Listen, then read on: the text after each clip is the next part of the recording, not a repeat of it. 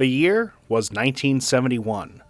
The first inmate training program in the nation opened inside of the Ouachita Correctional Facility. This facility would later be renamed for the man who helped start the program, Jim E. Hamilton. I began to try to figure out what we could do to get the employment back in this area, and also to help those that need help in the way of skills and so forth. I met with Governor Bartlett and asked him if he would help us create an institution down here for the Department of Corrections. And I said I'd like to try to get VOTEC involved to teach the courses, and that way we could have inmates there that could learn to read and write, get a GED, and also learn skills. There's been thousands and thousands of people come through here, and people that don't have a skill, you give them $50 and a bus ticket to go to Oklahoma City when they're out of prison, they'll be right back in prison. And I think the fact that we've trained them and given them opportunities for training has kept hundreds and hundreds from ever going back into the system, because they can go out and get a job. Since its humble beginnings 50 years ago, the mission has expanded. Oklahoma CareerTech Skills Center programs are now available at 13 sites across the state. That one class has grown, and now Skills Centers serve over 1,500 student inmates annually, ultimately preparing them for a life beyond bars.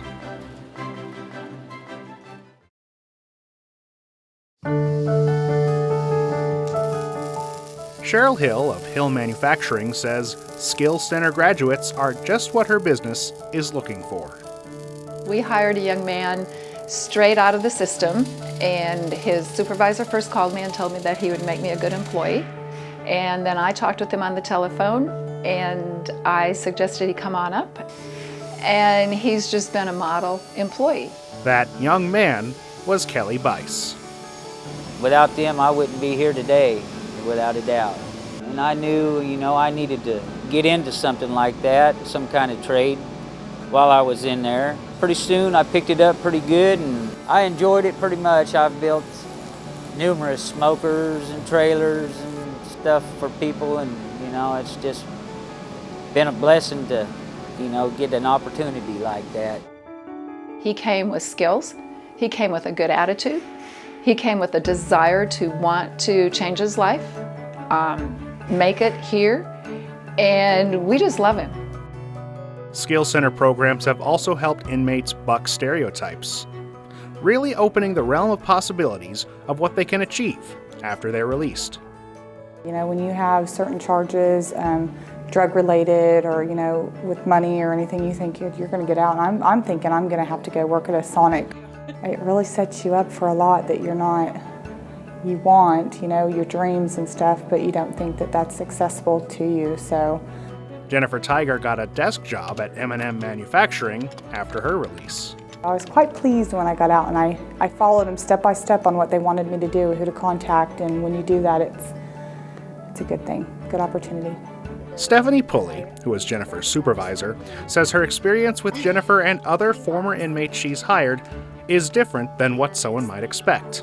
They're here every day, they're on time, they're dependable, they're motivated, they're driven.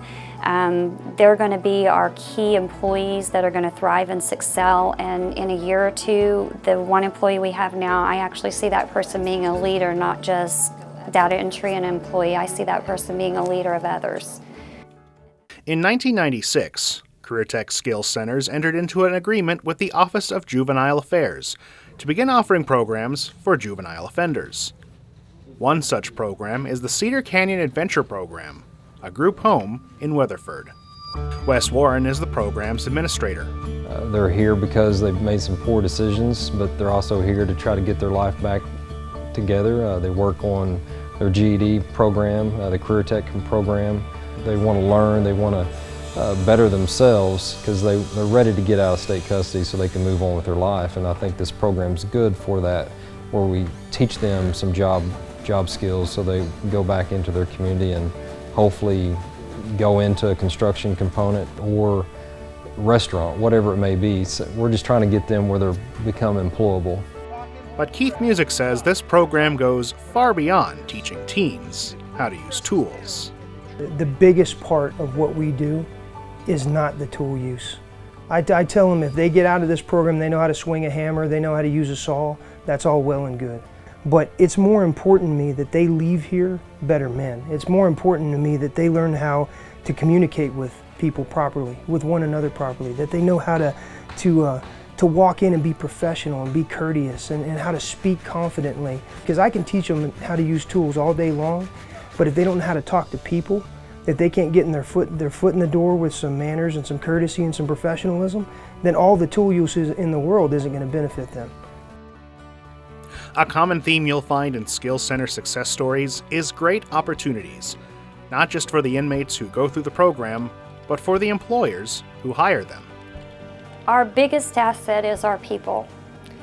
Our biggest ability to create revenue in Oklahoma is employees to make parts in Oklahoma so that the parts don't get sent out to other states. And if we don't have the employees to make the parts, companies like ours are going to have to ship parts out to other states to be made. Having the program there to teach the people what they need to know allows the people to get jobs. It will allow people to make a living, not be on welfare.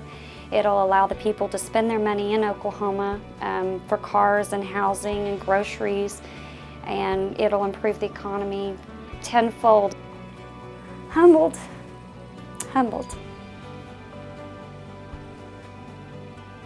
but thankful that we can help. They've paid their dues, but you have to be ready to accept them. You have to be ready to give them those jobs, because for those who were making it on the street before, if they can't make it in a productive job, they will go back to the street and they'll end back up. So you have to make that transition easy for them. At the end of the day, it's all about changing lives and Oklahoma.